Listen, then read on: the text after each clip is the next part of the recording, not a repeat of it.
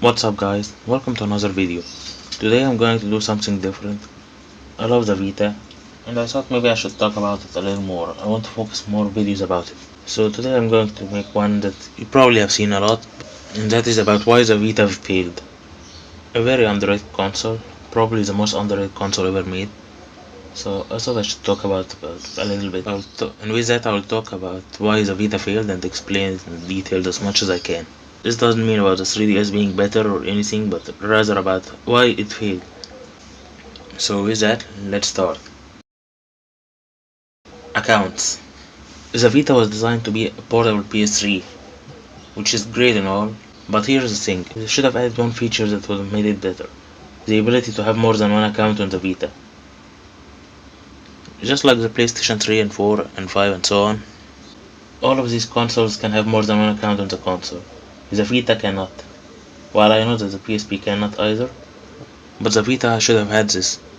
You can switch accounts on the Vita, but you need to format your memory card or you need to hack it. This would have helped a lot in buying games from other regions or taking advantage of the cross-buy feature that was available for the PlayStation 3 and 4. As a result, you can't get other games from other consoles, from other regions this way.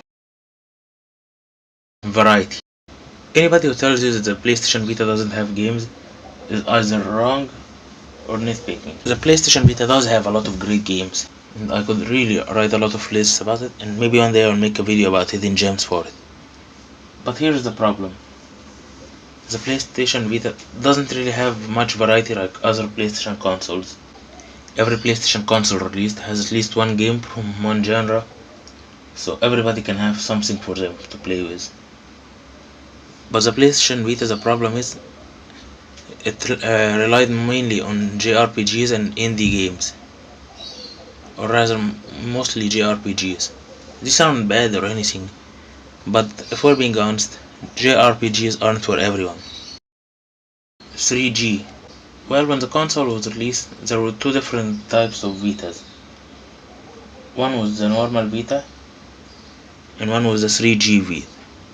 The 3G feature was basically for AT&T mobiles. But here's the thing, while 3G may be a feature that at the time was great and will help you get better internet connections, but the problem is, this is very expensive. It will cost you $50 more to get the handheld itself, and maybe about $30 extra for the subscription. On top of that, if you really want a 3G, why not just get a phone instead? So you probably don't need to know this, but I'm pretty sure you know that the Vita's 3G functions will be limited. Not to mention that releasing a console with different versions makes it complicated for gamers to buy it. Not all the time, of course, like the PlayStation 5 and Xbox Series X and S are doing great, but still, it can be confusing for some. Battery. The battery of the PSP wasn't really that great, at least when you compare to 3DS. But here's the thing. The PSP had one feature that the Vita doesn't have.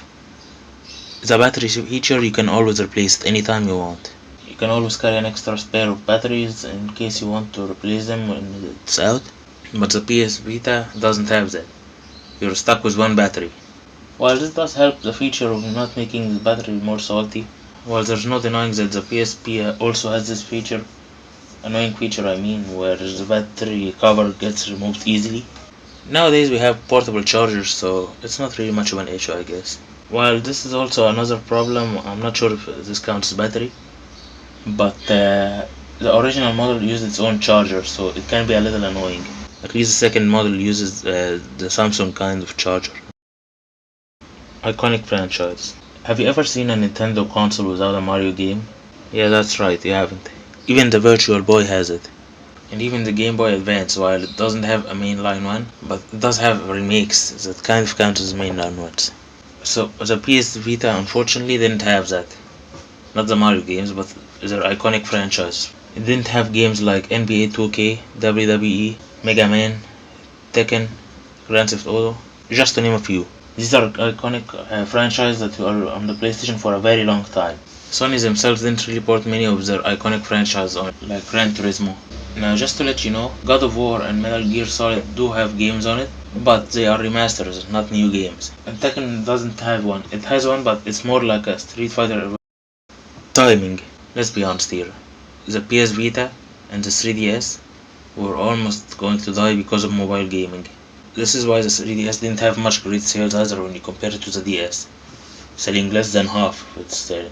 Both were released during the time when mobile gaming was growing, and if we're being honest, lots of us thought that they were going to kill handheld gaming. While we don't know now that mobile gaming didn't kill console gaming or handheld gaming, but they almost killed handheld gaming, and this was good enough to convince Sony to abandon the Vita, among other reasons. So yeah, it's kind of hard to blame Konami for thinking that mobile gaming is the future of gaming. While I do know that they're stupid for thinking like that, but it was a different time, I guess. And I do know that their main goal isn't because of the future of gaming, it's more because of microtransactions and loot boxes and so on. Ports. It's not as bad as the Wii U. The Vita did have lots of ports. This was actually a feature that I wish they actually put more effort in. It would have at least helped the Vita a lot. It did have lots of PlayStation 2 ports like the Ratchet and Clank trilogy, Jak and Daxter trilogy, Sly trilogy, and so many more. Not to mention the remakes of Japanese games. It also have PlayStation 3 games like Borderlands 2, Minecraft, among others really, I can't remember all them all. But most of these weren't really great ports. While I do know that the Switch also has the same problem with having bad ports, but the Vita was already struggling, so this was as being sold to the woman. And on top of that, another part of the ports is the Vita games themselves. They were being ported to other consoles, so it really didn't help much.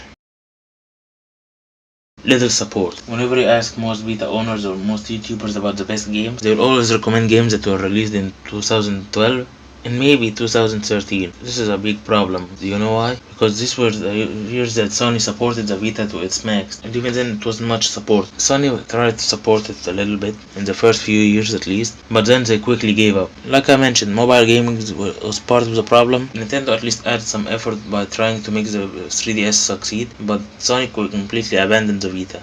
So the Vita became only for either a niche amount of fans or die-hard PlayStation fan. And when Sony completely abandoned the Vita, a lot of studios decided to abandon it as well.